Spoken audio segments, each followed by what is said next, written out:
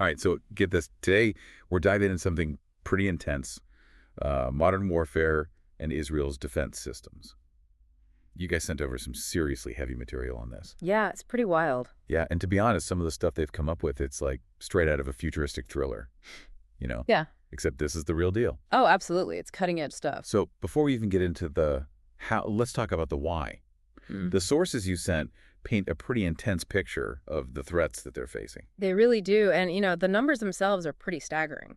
We're talking over 26,000 rockets, missiles, drones launched at Israel in just one recent year. Come on, 26,000 in a year. That's more than a few fireworks going off. Yeah, it's an almost unimaginable scale. And that's what makes this whole thing so interesting. The sources actually asked this question: what if Israel didn't have these advanced defense systems that they rely on? Okay, yeah, that's where things get a little unnerving. So Yeah. walk us through that. What does the data suggest would happen? Well, you have to consider Israel has one of the highest population densities in the developed world.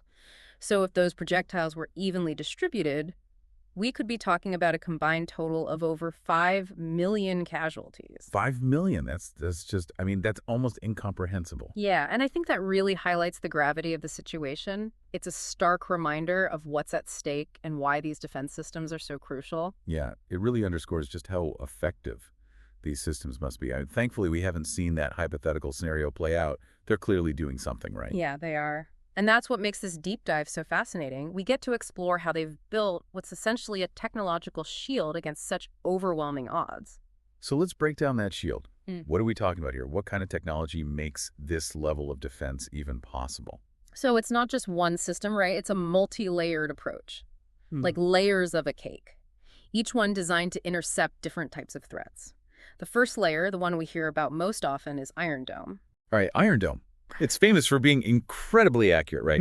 Like knocking threats right out of the sky. It really is incredibly sophisticated. Imagine a system that not only detects incoming rockets, but calculates their trajectories in real time. It can even determine if it's headed for a populated area or if it's just going to land harmlessly in an open field. And it only intercepts the actual threats. That's Iron Dome. So it's not just about brute force then. It's about intelligent targeting. Like a high-tech guardian angel making split-second decisions to keep people safe. Exactly. And as you can imagine, the threats don't stop at short-range rockets. Right, and that's where the next layer of Israel's defense system comes in David's sling. Okay, so we got Iron Dome for the short-range stuff. What about these medium-range missiles? What is David's sling bringing to the table? So David's sling is really interesting because it's designed to handle like what you might call the in-betweeners, the threats that are too far for Iron Dome but not quite big enough for those long-range defenses. So it's like that middle child of defense systems, taking care of what the others aren't really equipped for. Yeah. So how does it work? What makes it different? Well, while Iron Dome is all about speed and agility, right? David's sling is more about power and precision. The sources we have describe it as using this unique two-stage interceptor that can maneuver at incredible speeds to take down ballistic missiles, cruise missiles, even drones at a much longer range. So if Iron Dome is like the agile defender, David's sling is more like the heavy hitter, Yeah. taking out those bigger, badder threats. Exactly. And the layers don't stop there. The sources also mention the Arrow system. Now, that's where things get really interesting from a technological standpoint. All right, we've got short range covered medium range too. So the Arrow system must be for the really long haul threats, right? You got it. The Arrow system is Israel's high-altitude shield. It's designed to intercept ballistic missiles way out there, like outside the Earth's atmosphere. Hold on, outside the atmosphere. We're talking serious firepower here. Absolutely. This system is designed to take down the most dangerous, longest-range threats, potentially even those carrying weapons of mass destruction. We're talking top-tier defense technology. Yeah, that's some next level stuff right there. So we've talked about what the different systems themselves, but what about the how? The sources you sent over, they seem to imply that Israel's success isn't just about having smart engineers, Yeah. but that something almost miraculous is at play. Yeah, that's a really interesting aspect of this, isn't it? It's certainly true that the sources highlight this perspective of attributing Israel's achievements to a higher power. And you can see why someone might look at it that way, right? The odds they've overcome the sheer ingenuity of their solutions, it's remarkable. You can definitely see how some people might call it divine intervention. But you're the expert here. What are some of the other factors at play in rocket barrage? Okay, so we're not sugarcoating anything here. This analysis uses a pretty staggering figure. 26,000 projectiles to model this attack. Yeah, I mean, that's a lot. It is, and spread evenly. That's basically one projectile per square kilometer. And look, we're not just talking about like military targets here. This would hit homes, schools, businesses, everything. This isn't some action movie, right? This is about really grasping the potential human cost, the real-world impact. So when we say 26,000 projectiles, what kind of numbers are we actually talking about in terms of casualties? Well, based on the population density and the spread, the analysis estimates 2.2 million fatalities gone. 2.2 million. I mean, it's hard to even process a number that big. It is, and sadly it doesn't end there. The analysis goes on to estimate an additional 3.3 million people would suffer serious, potentially life-altering injuries. So combining those figures, we're talking about 5.5 million casualties. To put that in some perspective, that's nearly the entire population of some countries just wiped out. Yeah. And since this hypothetical scenario uses the population density of Israel, it kind of makes you think about the historical parallels. It's a chilling thought. 5.5 million casualties represents almost 92% of the Jewish deaths during the Holocaust. Wow, that's a truly sobering comparison. But amidst all of this, something that's always struck me is Israel's, well, their dedication to developing these advanced defense systems. They've really been on the forefront of this technology, specifically designed to counter these types of threats. Yeah, and the speed, the ingenuity with which they've built these systems, it's remarkable. In just a few decades, they've gone from, facing constant existential threats to possessing some of the most sophisticated defense mechanisms in history. But how effective are these systems in, real-world situations? We hear snippets on the news, but do they actually live up to the hype? Well, I think the numbers speak for themselves. The Iron Dome, for instance, has a success rate of over 90%. We're talking about thousands of projectiles neutralized before they even reach their targets. Thousands. So that's not just statistics, though, is it? That's countless lives saved. And with David's sling and the arrow system working in tandem, it kind of paints a picture of a nation that's taken its defense incredibly seriously. You know what I mean?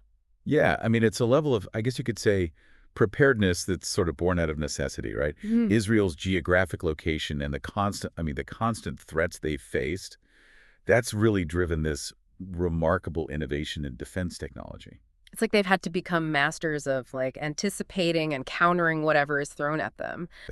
And what's particularly intriguing about these Israeli defense systems is that they're designed to be incredibly precise. It's not about like indiscriminate retaliation. No, it's about surgically targeting the threat itself. Which, I mean, when you really think about it, has to be like a key factor in minimizing civilian casualties, right? Because that's always, I mean, that's the nightmare scenario, those accidental hits on, like, on schools or hospitals. Absolutely, yeah. And when you can demonstrate, really demonstrate that your defenses are focused on protecting your own people and not about escalating the conflicts further, it can potentially change the dynamics of warfare itself. You wonder, what does it say about the world we're living in if this kind of technology is essential just to survive?